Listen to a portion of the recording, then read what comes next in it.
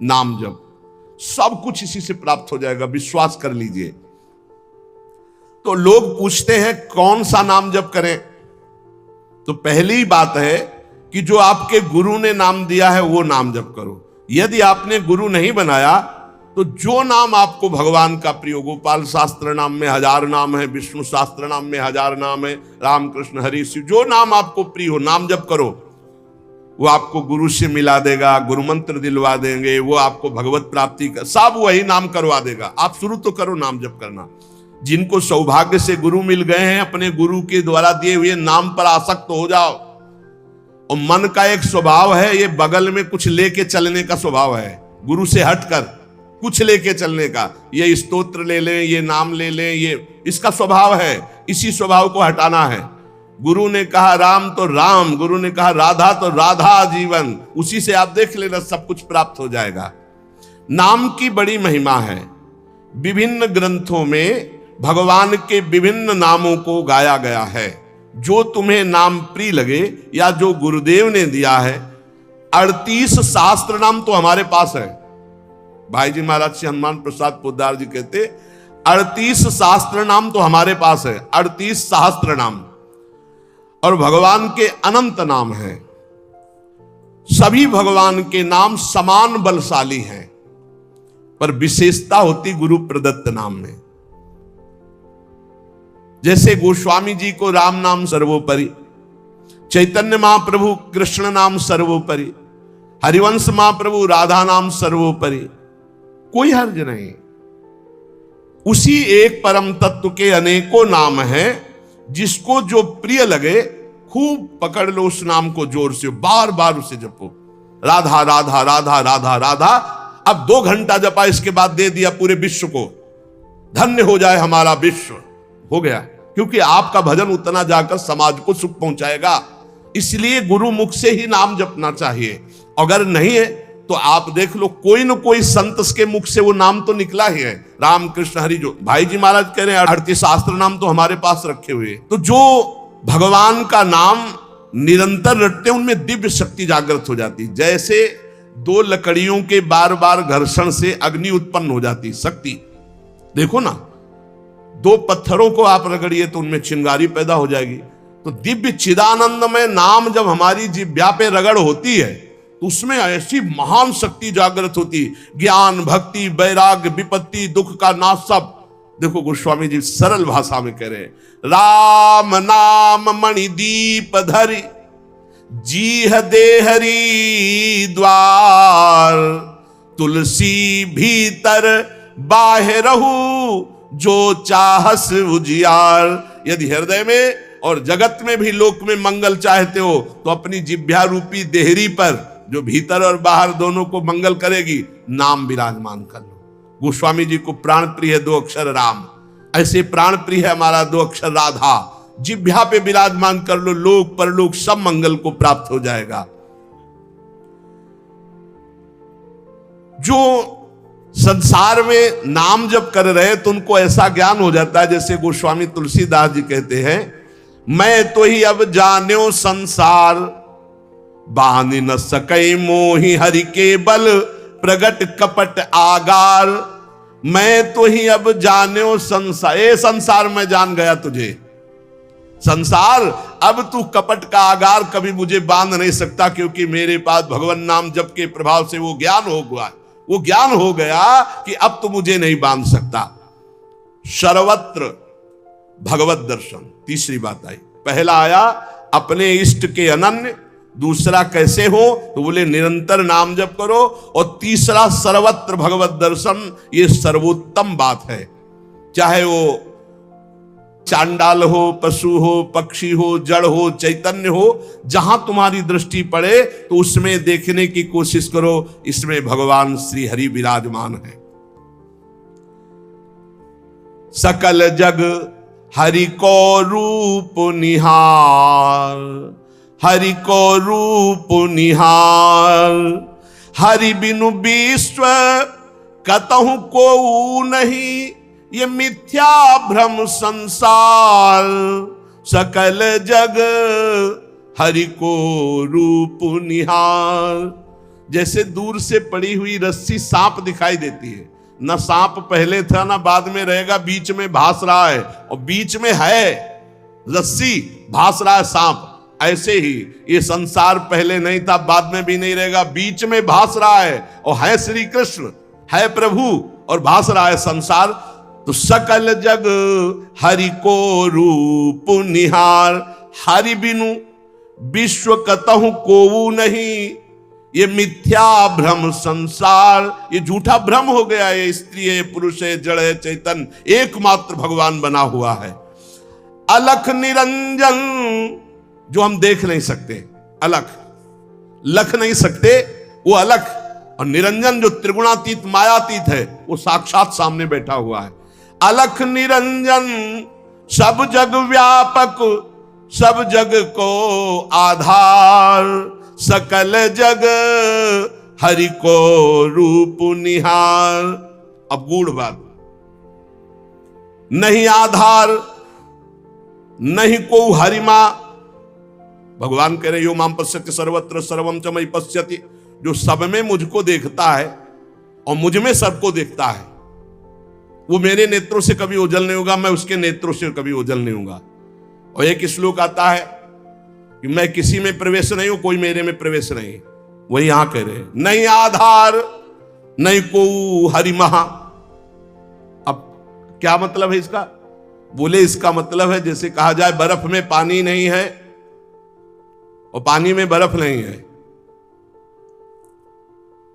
बात कैसी रहेगी? क्योंकि बर्फ ही पानी है, पानी ही बर्फ है, भेद ही नहीं है। तो कहा जाए बर्फ में पानी प्रवेश नहीं कर सकता और पानी में बर्फ प्रवेश नहीं कर सकती, उसकी अलग सत्ता नहीं, बर्फ ही पानी बनी हुई है, पानी ही बर्फ है, कोई अंतर नहीं।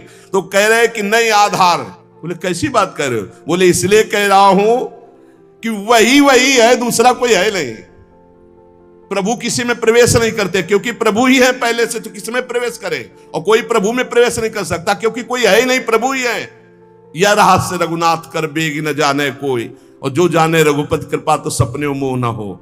स्वयं हरि जगत बने हुए हैं, सब कुछ ये हरि बैठे हैं, बस ये नेत्रों का हमारा दोष हट जाए, चश्मा बदल जाए, केवल हरि है। सिय राम मैं सब जग जानी, मानी नहीं, जानी, जान के, देख के। अति समीप अति दूर अनोखे, जग महा जग के पार। अति समीप, भगवान कितने समीप है? आपके समीप इतने कि उनसे ज्यादा कोई समीप नहीं है, बहुत नजदीक है। बहिरंतस्य भूतानाम अचरम चरमेव च सूक्ष्मात् तद्विज्ञेयम दूरस्थम चान्तिके च तत्। इतने नजदीक है कि अपने आप से भी नजदीक हरि है, अपने आप से भी। आप अभी अपने को शरीर मान रहे हैं या मन मान रहे हैं या स्वभाव मान रहे हैं, स्थूल सूक्ष्म कारण तीनों से नजदीक भगवान है। अति समीप, और इतने दूर है कि जन्म जन्म लग जाएंगे खोजते हुए, मिलना बहुत कठिन है। क्यों? क्योंकि बाहर खोजने से नहीं मिलेंगे, अंदर डूबने से मिलते हैं। अंदर जो लौट कर डूब गया वो पा गया हीरा, और जो बाहर चाबी घर में खो गए हैं और बाहर जंगल में पूरा जीवन ढूंढो, मिलेंगे क्या? घर में लौटो तो सर्वात्मना न विसृजेत बहिरिंद्रियाणि अंतश्चर, अंतर में आओ, बहिर्मुख बात छोड़ो, अंतर्मुख हो करके एक चरणदास चित्त मनंतई से अकेले अंदर घुसो। कुछ लेके नहीं जाओगे, प्रेम गलियत साकरी, जितने संबंध सब ये बोझा है, नहीं ले जाओगे अंदर। अंतर्मुख अकेले होकर असंगो हम, और फिर ढूंढो तो मिल जाएगा, वही मिल जाएगा। और जब वो मिलेगा तो ढूंढने वाला नहीं रहेगा, केवल वही वो है। ये रहस्य जानत तुम्हें तुम्हें हो जाए। अति समीप अति दूर अनोखे, जग महा जगते पार, जग महा जगते पार। अति समीप अति दूर, जो अनुभव करना चाहो, हमारे प्रभु की यही मानता है। इस खंबे में है तो यही मिलेंगे आपको, और हृदय में है तो यही हृदय में मिलेंगे, और बद्री नारायण में मिलेंगे तो बद्री नारायण में ही मिलेंगे। जहां जैसी भावना करोगे वैसे ही भगवान मिलेंगे। और सर्वत्र है तो सर्वत्र, फिर यहां भी है। पय घृत, कैसे भगवान समाये हुए हैं? जैसे दूध में घी। पय घृत, अब दूध में पूड़ी बनाओ, नहीं बन पाएंगी। अब प्रक्रिया है, दूध को दही जमाओ, दही का मंथन करो, मक्खन निकालो, मक्खन को सिराओ, घी आ गया। ऐसे ही गुरु प्रदत्त साधना के बिना यह दृष्टि नहीं प्राप्त हो सकती। सर्वत्र श्री भगवान है। भगवान कैसे समाये हुए हैं? पय घृत, दूध में घी के समान। पावक काष्ठ, जैसे अग्नि और लकड़ी। लकड़ी में कहीं अग्नि है, लेकिन घर्षण करो, अरण्य मंथन उसी को तो कहते हैं। लकड़ी के घर्षण से अग्नि पैदा हो जाती। बोले बीज मह तरु, जैसे बीज में वृक्ष समाया हुआ है। फल पल्लव डार, जैसे एक छोटे से बीज में पूरा वृक्ष है, उसकी डाल भी है, उसका पत्ता भी है, उसका फल भी है, लेकिन उसको जब आप भूमि पर प्रक्रिया से गाड़े, बीज अंकुरित हो, तब आपको यह अनुभव में आएगा।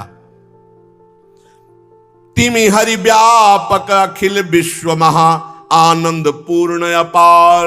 आनंद समुद्र भगवान ही सब रूपों में व्याप्त है। यही विधि एक बार निरखत जो भव बारिधि होए पार। एक बार यह दृष्टि आ जाए कि सर्वत्र भगवान है, वो भव समुद्र से पार हो गया। पर इस दृष्टि में बड़ा धैर्य की जरूरत है, क्योंकि जहां आपकी दृष्टि हुई तहां माया अपना रंग शुरू कर देगी। सुख दुख लाभ हानि, चिरजीवन मृत्यु, मान अपमान, जो सभी तुम्हारे खेल, सभी में भरे तुम ही मेरे भगवान, वो देख सकता है।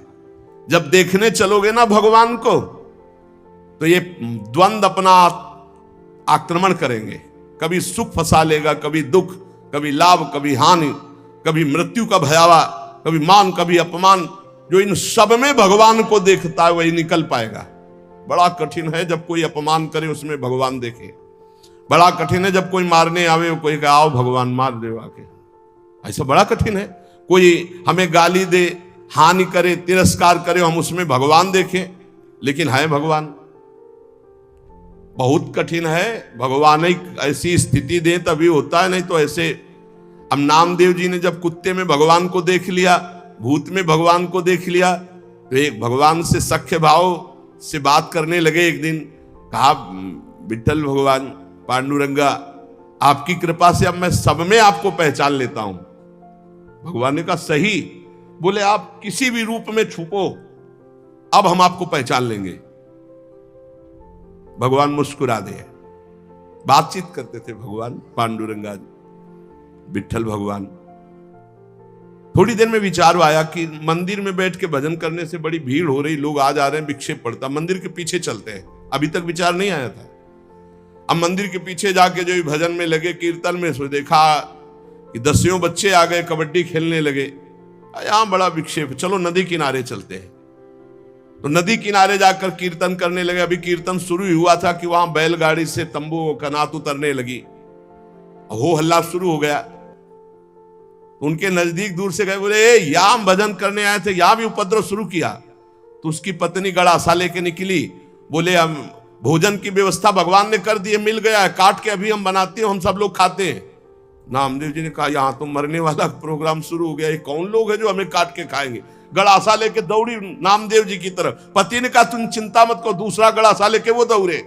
अब वो नामदेव जी ने, भजन तो फिर भी हो जाएगा जो जिंदा रहेंगे, और भागे मंदिर की तरफ। और सांस, और जैसे जैसे भागते पीछे से पकड़ पकड़, अब पकड़ा पकड़। जब नगर में प्रवेश किया तो वहां देखा कि कोई ने, फिर मंदिर में गया, कहा हाँ। विठ्ठल भगवान ने कहा क्या हो गया? बोले प्रभु बस 5 मिनट अगर हम चूक जाते। भगवान ने कहा क्या हो गया? बोले प्रभु ऐसा ऐसा घटना घटी, पता नहीं किस देश के वो लोग थे कि वो कह रहे थे लाओ काट के खाते हैं, और वो दौड़ पड़ी उनकी पत्नी। फिर वही बोले पहचाने नहीं क्या? बोले प्रभु पहचानना क्या है, वहां इतना बड़ा गड़ा साले। बोले रुक्मिणी जी वो थी और मैं था, और कौन था? और कोई दूसरा थोड़ी था।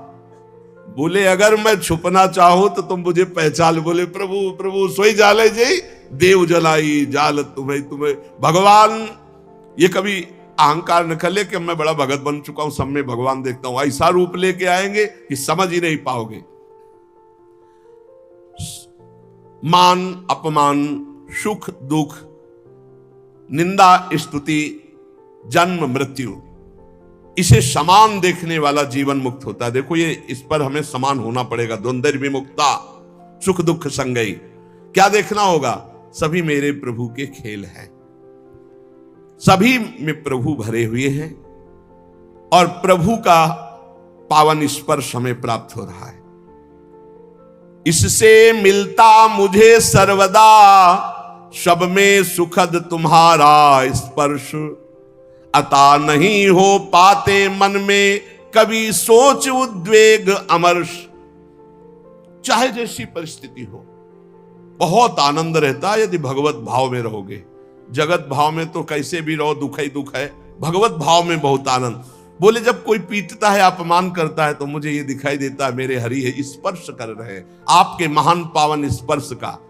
ये प्रेम जब हम सर्वत्र भगवान देखते थे, दुख नाम की चीज और भगवान का वास्तविक स्पर्श प्राप्त होता है। कभी अनुभव करना, अगर अपमान हो और उस समय आप भगवत भाव में हो, तो अपमान भी आपको और भाव वृद्धि करके रुलाने वाला बन जाएगा, प्रभु के प्रेम में रुलाने वाला।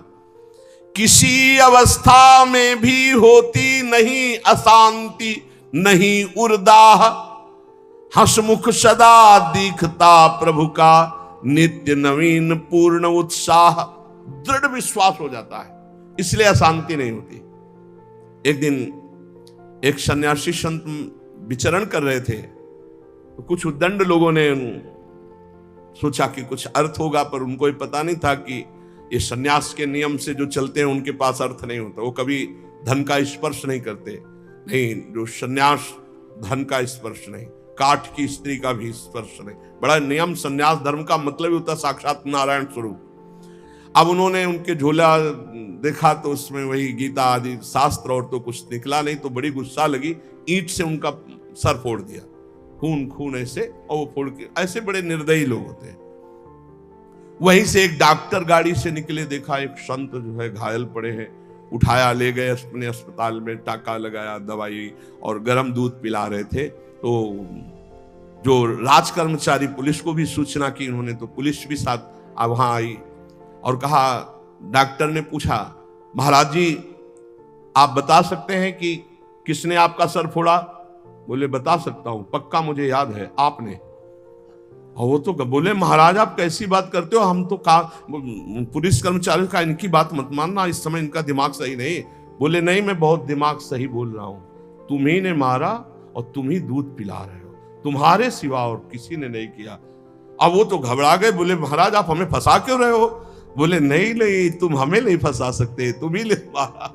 जब फिर वो डॉक्टर के ऊपर पुलिस वालों ने कहा महात्मा सही बोल रहे, तो उन्होंने पुलिस वालों से कहा कि आप समझो मेरे भगवान ने वो रूप रखकर मुझे मारा और इस रूप में भगवान ही मुझे बचाए, तो भगवान ही तो है ना। तब डॉक्टर बचे, नहीं तो सिद्ध पुरुष अपनी भावना में बोल रहे, बेचारा फंस जाता। आप ही पीटने वाले हो और आप ही दूध पिलाने वाले हो, इसमें कोई अंतर। इसलिए किसी भी तरह उनके हृदय में अशांति या जलन नहीं होती। चाहे वो राम उपासक हो, शिव उपासक हो, कृष्ण उपासक हो, जगदम्बा उपासक, अपने इष्ट को सर्वोपरि मानना और किसी के भी इष्ट की निंदा न करना और उसको नीचा ना दिखाना, अपने लिए अपने इष्ट को सर्वोपरि मानना। ये भावना इतनी जोर की होनी चाहिए कि अपने इष्ट के सिवा और कुछ रह ही न जाए पूरी सृष्टि में। उत्तम के बस असमन माही, सपने हूं आन पुरुष जग नाही। एक बार गोस्वामी तुलसीदास जी वृंदावन आए, प्रातःकालीन वेला अपनी नित्य दिनचर्या करके निकले दर्शन करने के लिए। तो श्रृंगार में जिन ठाकुरों के दर्शन किए तो सब में मुरली, मोर मुकुट, ललित त्रिभंगी, पार्श्व में श्री राधा किशोरी। प्रणाम किया, कहा कहा कहूं छवि आज की, भले बने हो नाथ, नाथ आप ही हो, मुझे पता है बहुत सुंदर हो, प्रियाजू के साथ विराजमान हो, पर महाराज मेरे मन में पूर्ति नहीं हो रही, दर्शन की पूर्ति नहीं हो रही, जो प्यास है वो मेरी तृप्ति नहीं हो रही। मैं देख रहा हूं सांवले सलोने आप मेरे ही प्रभु हो, गोरी प्रियाजू आप मेरे ही हो, मुझे कोई संशय नहीं है, पर ये रूप हमारी तृप्ति का कारण नहीं। देख लो, इष्ट निष्ठा, जबकि जड़ चैतन्य को सबका बोध है, गोस्वामी जी को। प्रभु, जब मैं आपके कर कमल में मुरली देखता हूं और मयूर पिच्छ मस्तक पर देखता हूं और सीधे खड़े होने की जगह 3 जगह से टेढ़े ललित त्रिभंगी देखता हूं, बड़ा सुंदर रूप है, मुझे तृप्ति नहीं। तुलसी मस्तक तब नवे जब धनुष बाण हो हाथ, साष्टांग दंडवत तो तब करूंगा जब मुरली की जगह सारंग धनुष हो और टेढ़े की जगह सीधे हो जाओ और राज मुकुट चक्रवर्ती सम्राट का धारण किए हुए। प्रभु, मैं जानता हूं भले बने हो नाथ, मेरे ही नाथ हो, कोई अंतर नहीं, पर मैं साष्टांग दंडवत तभी करूंगा। जिस मंदिर में जाते हैं वहीं प्रिया प्रीतम, तो वृंदावन है, यहां तो ढाक पात सब जगह राधा राधा राधा राधा, कृष्ण कृष्ण, ये तो प्रिया प्रीतम का महल है। तुलसीदास जी महाराज बड़ी एकाग्रता से विनय अंदर से किए। फिर जब देखा एक क्षण में वही भगवान, मुरली अंतर ध्यान हो गई, हाथ सीधे हो गए उसी छवि में, और सारंग धनुष, राज मुकुट और प्रियाजू सियाजू। मुरली मुकुट दुराय के नाथ भय रघुनाथ, तत्काल सियाराम को साष्टांग दंडवत की जय जय प्रभु जय। इतने बड़े महापुरुष ने यह सिद्धांत स्थापित किया, यद्यपि प्रभु आप ही हो, कहा कहूं छवि आज की भले बने हो नाथ, पर तुलसी मस्तक तब नवे जब धनुष बाण हो हाथ। ऐसे अपने इष्ट देव की निष्ठा होनी चाहिए। आप ही हो प्रभु, लेकिन नाथ हमारे हृदय को तृप्ति जब होगी जब हमारे रघुनाथ जी के रूप में आप दर्शन दो। ऐसे ही अपने एक प्रसंग आता है रसिक अनन्यमाल में, हरिदास जी, उनका नाम शायद हरिदास तुलाधार नाम था, जो जगन्नाथ जी के संतों के दर्शन के लिए यात्रा कर रहे थे, तो रास्ते में देखा एक गाय पर आक्रमण किया सिंह ने। रसिक अनन्यमाल में चरित्र है। उन्होंने तत्काल संकल्प किया, मन वचन कर्म से यदि मैं भगवान का भक्त हूं तो मैं अपने सामने एक गौ हिंसा नहीं देख सकता। तो उन्होंने सिंह को कहा कि प्रार्थना है, रुक जाइए आप। भजन के प्रताप से सिंह रुक गया। भजन का बहुत बड़ा बल होता है। और कहा मुझे खा लीजिए, लेकिन गाय को नहीं खाने देंगे हम, आप कृपा करो। मैं नहीं कहता कि आप अपना पेट ना भरो, मांसाई से पेट भरो, लेकिन मुझे खा लो। सिंह ऐसी दृष्टि से मानो देखा, उनके हृदय में आया कि अच्छा मैं बूढ़ा हूं, तुम्हारा पेट नहीं भरेगा, तो मेरे जवान लड़का, बस मुझे कुछ समय दीजिए, मैं लौट के जाता हूं, अपने पुत्र को साथ लेके आता हूं, वो हष्ट पुष्ट जवान है और मैं, दोनों को खा लेना, गाय मत खाओ। भजन का बड़ा प्रभाव होता है। सिंह शांत हो गया, वो लौट के आया, अपने पुत्र से कहा मैं वचन दे के आया हूं सिंह को, वो गाय को खा रहा था, अब आप चलो और हम दोनों को वो खाएगा, उसका पेट भर जाएगा। ये देखो, धर्मात्मा पुरुष की संतानों, उनका पहली बात तो पिता आज्ञा का पालन होगा, और दूसरी बात गौ रक्षा के लिए हमारे प्राण जाएंगे। आज हमारा जन्म धारण करना सार्थक हो गया, और पिताजी चलो आगे आगे वो चलने लगा। जब वहां पहुंचे, प्रार्थना की, बिल्कुल वैसे सिंह बैठा था, गाय जा चुकी थी, प्रार्थना की मुझे खा लो और मेरे बेटे को खा लो। बड़े जोर से गुर्राया सिंह, दहाड़ा, आंख मूंद के बैठ गए। थोड़ी देर देखा कि आक्रमण ही नहीं हुआ, तो जब देखा तो शंख चक्र पद्म गदा धारण की हुई भगवान नारायण, तो उनका अच्छा परीक्षा ली जा रही थी। प्रणाम किया और कहा प्रभु आप, और उदास हो गए। तो उनका तुम प्रसन्न होते हुए भी उदास कैसे हो गए? बोले प्रभु मेरे नेत्रों को बांध पड़ गई है, निकस कुंज ठाढ़े भये, हरिवंश महाप्रभु के शिष्य थे, निकस कुंज ठाढ़े भये भुजा परस्पर अंश, श्री राधा वल्लभ मुख कमल निरख नयन हरिवंश। मैं जानता हूं मेरे ही प्रभु पर मुझे प्रसन्नता नहीं, अगर मुझे प्रभु प्रसन्नता देना चाहते हो तो उसे, वहां तत्काल जो शंख चक्र गदा पद्म धारण की हुई भगवान नारायण थे, अंतर ध्यान हो गए, वही तत्व है ना, तत्काल प्रिया प्रीतम के रूप में नेत्र शिर आ गए। एक प्रसंग आता है प्रियालाल ब्रज लीला के अंतर्गत, एकांतिक कोई वार्ता करना चाहते थे समस्त गोपी मंडल के मध्य में, तो अंतर्धान हो गए। पूज्य भाई जी से हनुमान प्रसाद पोद्दार जी ने लिखा। अब सांकेतिक कुंज में जाकर लालजू विराजमान हो गए। प्रियाजू दूसरे मार्ग से उधर चली और गोपीजन दूसरे मार्ग से। गोपीजन वहां शीघ्र पहुंच गई और देखा लालजू ने कि गोपियां आ गई। अब क्या करे, तो दो भुजा बढ़ा ली। भाई जी ने लिखा ब्रज लीला के अंतर्गत वही श्याम सुंदर है, पर दो भुजा बढ़ने का नजदीक गए, बस नेत्रों से प्रणाम किया और कहा हे भगवान नारायण हम पर कृपा करो, हमारे प्रीतम श्याम सुंदर मिल जाए, और आगे बढ़ गई।